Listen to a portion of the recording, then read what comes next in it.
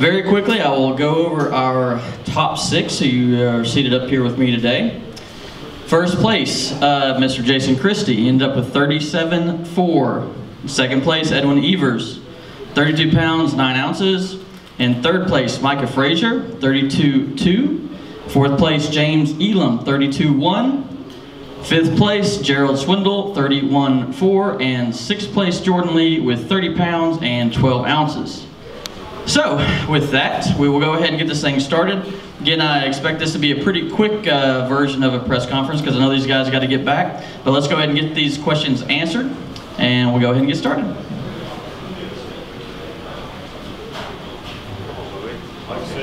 Louis?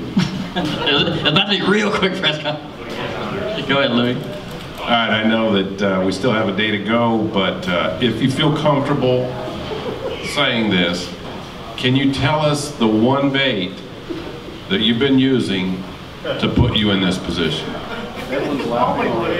See, I think that's a solid question, Louis. And we're going to see if anybody has the courage to answer. Let's start with Jig. That was Gerald said jig. I like it. Anybody else willing? I second that, a version of a jig. A version of a Yeah, I'll tell y'all what I'm throwing because nobody else wants to throw what I'm throwing. Caught him on a jerk bait today. Yesterday I caught him on a wacky worm and a swim bait. So. All right. Anybody else willing to spill it? I'm not shy. Oh, okay. How much does second place pay? More than third. I promise you that. All right. Very good. Next question. Dano. So we got deja vu all over again here with you two on the left. Jason, what is your plan tomorrow to go out there and stick a dagger in this thing?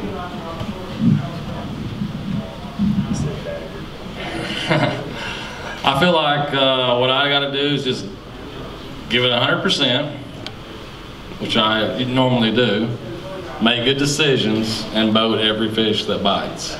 I'm not saying that that's going to be 20 pounds or 15 or 8. I'm just saying if I feel like if I do that, then I'll be able to go to sleep tomorrow night. All right. I do got a emailed question from Jerry Bethke from Outdoor Life. He's asking about the weather. A lot of the guys said that the weather change today was going to make things better. It seemed as though it did not. Can each of y'all explain, one, your opinion of how the weather affected your bite? We can start. We're not starting with Gerald Swindle. Let's start with Jason Christie. With the weather stabilizing for tomorrow, I think that the potential for a big bag is there, and it's a little bit scary for me because anybody in the top 10 or top 15 can hit that stretch. This lake has a mid-20s bag for sure.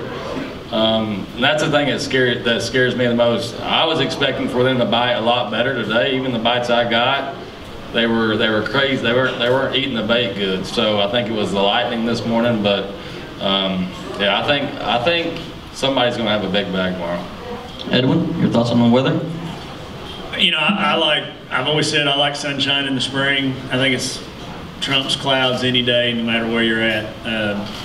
You know, those fish, they're cold, they want to warm up, so give me some sun and some wind, and that's the best conditions I could ask for. Micah.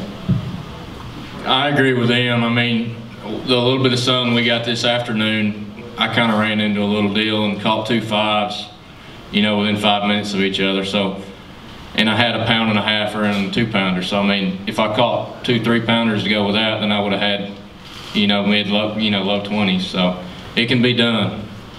James? Yeah, I agree with these guys. The trees are blooming. These fish are just ready to, you know, you could pull in any cut tomorrow, any cove, anybody in the field and bust 20 pounds, you know, just like Micah got into him there, caught 2 5s. So it could happen. But yeah, the weather's, you know, like today, the lightning storm, I think, really kind of affected things and didn't turn out to be as good as everybody was saying. Mr. Swindle? Fish in the spring do not like lightning. Anytime they're trying to move up on a clear water lake, if it lightens at sunrise, you do not catch jack till the sun comes out. State law. Joe? Yeah, what those guys said. All right, guys. Any other questions out there? Anything pressing? I got one more question. All right, one more, Dano. Gerald, this tournament's kind of been your albatross the last 4 or 5 years, and you've done a lot of work on your mental game. What's it feel like to be sitting here on this podium going into tomorrow? I don't have to wear that new pair of shoes I brought just in case I didn't catch when I work the show tomorrow, I can tell you that. It hadn't just been the last 4 or 5 years. Ever since we went to the Wintertime Classics, I have struggled. I did something about it, that things just hadn't went my way or struggled in cold water. I come here with a simple goal, kind of simple. I just didn't want to work the show Sunday. I mean, everybody has that, but I really meant that. I did not. I wanted to know what it was like to fish on day 3. And we finally got a classic where the water temperature gets up to 49 or 50, and it's kind of helped with what I do because you can move around and run a pattern. If the water temperature is 44 to 43, Gerald's pretty much going to be down there where the printer starts to run out of ink on the sheet every time. That's not my style. Gerald, keep going and talk about overcoming your mechanical adversities today. I think those are things that we can't predict or you can't prepare for.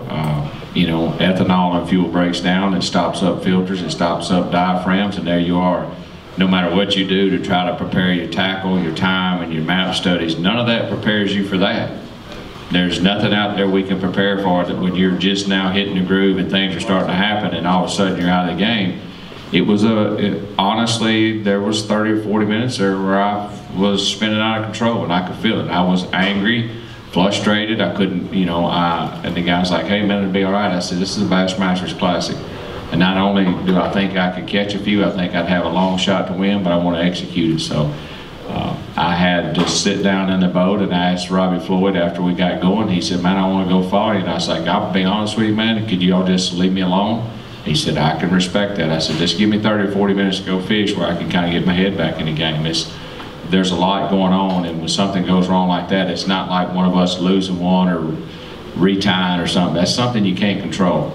And that's pretty aggravating as a fisherman because you've done all that, but we're past it, and we moved on, and I was actually able to catch a 4-pounder after that, so I'm looking forward to a full day tomorrow. Very good. Any more questions? All right, well, let's put a fork in this press conference, guys. Good luck tomorrow. And folks at home, we will see you tomorrow with the crowning of a champion.